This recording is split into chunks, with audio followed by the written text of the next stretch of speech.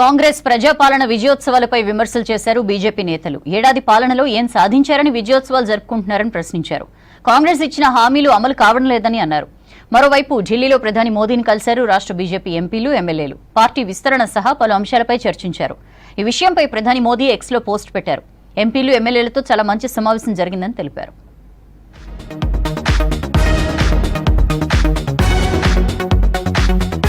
కాంగ్రెస్ సర్కార్ ఇచ్చిన హామీలు అమలు కావడం లేదన్నారు కేంద్ర మంత్రి కిషన్ రెడ్డి. ఏడాది పాలనలో కాంగ్రెస్ సాధించింది ఏమిటని ప్రశ్నించారు. కేసీఆర్ లెక్కనే రేవంత్ వ్యవహరిస్తున్నారని విమర్శించారు. ఏదైనా మాట్లాడితే గుజరాత్ గులాం అని విమర్శిస్తున్నారని ఆగ్రహం వ్యక్తం చేశారు. ప్రజల సమస్యలు పట్టవు గాని వ్యక్తిగత దాడులు చేస్తున్నారని ఆరోపించారు కిషన్ రెడ్డి. కేసీఆర్ అలవాటే ఈ ముఖ్యమంత్రి వరకు వచ్చింది. మూసి మీద మాట్లాడితే, ఆందోళన చేస్తే ఆయన గుజరాత్ గులాం అని మాట్లాడతారు. సంవత్సరంలో మీరు ఏం చేశారో ప్రజలకు వివరించండి. ఏం హామీలు ఇచ్చారు?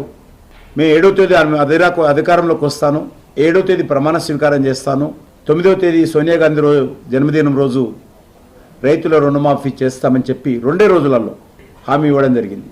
సోనియా గాంధీ జన్మదినం రోజు పెన్షన్లు పెంచే విధంగా 2000 పెన్షన్ 4000 పెన్షన్ 4000గా పెంచి సంతకం పెడతానని హామీ ఇచ్చాడు. ఇవన్నీ రికార్డ్స్ ఉన్నాయి. 100 రోజులలో 6 గ్యారెంటీలు అమలు చేస్తాము.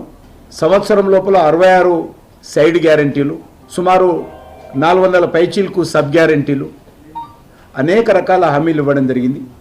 ఈరోజు అన్ని రకాలుగా కాంగ్రెస్ పార్టీ ప్రభుత్వం పూర్తిగా వైఫల్యం చెందింది. ఢిల్లీలో ప్రధాని నరేంద్ర మోదీని కలిశారు రాష్ట్ర బీజేపీ ఎంపీలు, ఎమ్మెల్యేలు. ప్రధానితో పార్టీ విస్తరణ సహా పలు అంశాలపై చర్చించారు. తెలంగాణ ప్రజలు బీఆర్ఎస్ కాంగ్రెస్ పాలనతో విసిగిపోయారని వివరించారు. ప్రజలు ఆశతో బీజేపీ వైపు చూస్తున్నారని, వారి సమస్యలపై పోరాడతామన్నారు. ఈ విషయాన్ని రాష్ట్ర బీజేపీ ఎక్స్ లో పోస్ట్ చేసింది. దీనిపై ప్రధాని మోదీ సైతం ట్వీట్ చేశారు. ఎంపీలు, ఎమ్మెల్యేలతో చాలా మంచి సమావేశం జరిగిందని, రాష్ట్రంలో తమ పార్టీ ఉనికి వేగంగా విస్తరిస్తోందని తెలిపారు మోదీ. కాంగ్రెస్, బీఆర్ఎస్ ల ప్రజా వ్యతిరేక విధానాలపై బీజేపీ తన స్వరాన్ని వినిపిస్తూనే ఉంటుందన్నారు ప్రధాని. అబద్ధపు హామీలతో కాంగ్రెస్ అధికారంలోకి వచ్చిందన్నారు మాజీ ఎంపీ బూర నర్సయ్య గౌడ్. రాష్ట్రంలో ఉన్న అన్ని దేవుళ్ల మీద ఒట్లు పెట్టి ప్రజల్ని మోసం చేశారన్నారు. తెలంగాణ ప్రజల పరిస్థితి పెనం మీద నుంచి పొయ్యిలో పడ్డట్టు అయిందన్నారు. రాష్ట్రానికి కాంగ్రెస్ పార్టీ ఐరన్ లెగ్ లాంటిదని విమర్శించారు బూర. ఒక మంత్రి సంక్రాంతి అంటే, ఇంకో మంత్రి ఉగాది అంటారు, ఇంకో మంత్రి దసరా అంటే, ఇంకో మంత్రి దీపావళి అంటారు. మీరు చూస్తున్నారు కదా రుణమాఫీ గురించి. ఇక రుణమాఫీ గురించి అయితే మీకు చెప్పనక్కర్లే. ఈవెన్ 20 to 30% ఆఫ్ ద రైతులకు ఇంతవరకు రుణమాఫీ కాలేదు. పార్లమెంట్ ఎన్నికల ఈవెన్ భువనగిరిలో కూడా వచ్చి సాక్షాత్తు లక్ష్మీ నరసింహస్వామి మీద ఒట్టేసి చెప్పడం జరిగింది. గతంలో ప్రభుత్వం ఏమి చేయకున్నా తెలంగాణ రాష్ట్రంలో 10 నుంచి 15 లక్షల కుటుంబాలు రియల్ ఎస్టేట్ చేసుకుని బతికాయి. ఏం సాధించిందని కాంగ్రెస్ విజయోత్సవాలు చేసుకుంటుందని విమర్శించారు బీజేపీ నేత ప్రకాష్ రెడ్డి. ప్రజా విజయోత్సవాలంటే అర్థమేమిటని ప్రశ్నించారు. ఏడాది పాలనలో సాధించింది ఏమీ లేదన్నారు.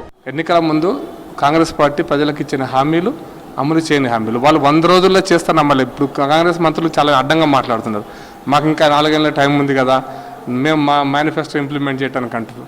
కాదు శ్రీధర్ బాబు గారు, మీరు మీ సోనియా గాంధీ గారు స్వదస్తూరితోటి దస్తఖత్తోటి తెలంగాణ ప్రజలకు ఇచ్చినటువంటి కాగితం, మీరు ఇంటింటికి పంచిన కాగితం 100 రోజుల్లో మేము 6 గ్యారెంటీలను పూర్తిగా అమలు చేస్తామని ఇచ్చిన మేడం గారు ఇచ్చినటువంటి ఆ 100 రోజుల సమయం పూర్తయింది. 365 రోజులు అయింది. కాబట్టి ఈ అంశాన్ని ప్రజలకు చెప్పడం అనేటువంటిది రెస్పాన్సిబిలిటీ తోటి మేము 1వ తారీఖు నుంచి 5వ తారీఖు దాకా కార్యక్రమాలు చేస్తున్నాం. పరస్పర విమర్శలతో కాంగ్రెస్, బీఆర్ఎస్ కాలం గడుపుతున్నాయని విమర్శించారు బీజేపీ సీనియర్ నేత ఎన్వీఎస్ఎస్ ప్రభాకర్. అప్పటి సీఎం కేసీఆర్ ఫామ్ హౌస్ లో ఉండి పాలన చేస్తే ప్రస్తుత సీఎం ఢిల్లీ నుంచి పరిపాలన చేస్తున్నారన్నారు. అదానికి చెక్కులు రిటర్న్ చేశారని, మరి కాళేశ్వరం కట్టిన డబ్బుల సంగతేంటని ప్రశ్నించారు ఎన్వీఎస్ఎస్. కట్టడం కూలటానికి కారకులు వాళ్ళతో ఫోటోలు దిగటమా, వాళ్ళ డొనేషన్ స్వీకరిస్తున్నట్టుగా ప్రధాన పత్రికలలో ఫోజులు ఇవ్వటమా, ఆ డొనేషన్ ఎందుకు తిప్పి పంపలేదని చెప్పని నేను మళ్ళీ ప్రశ్నిస్తా ఉన్నా. పైగా బ్లాక్ లిస్ట్ లో ఎందుకు పెట్టలేదని చెప్పని నేను నిలదీస్తా ఉన్నా. అప్పుడు అంతే జరిగింది, ఇప్పుడు అంతే జరిగింది. ఖచ్చితంగా దీనిపైన తగిన మూల్యం ఈ ప్రభుత్వం చెల్లించి తీరుతుందని చెప్పని నేను పేర్కొంటున్నాను. గురుకులాల్లో ఫుడ్ పాయిజన్లు, రైతుల సమస్యలు, 6 గ్యారెంటీల అమల్లో ప్రభుత్వ తీరును ఖండిస్తున్నారు బీజేపీ నేతలు.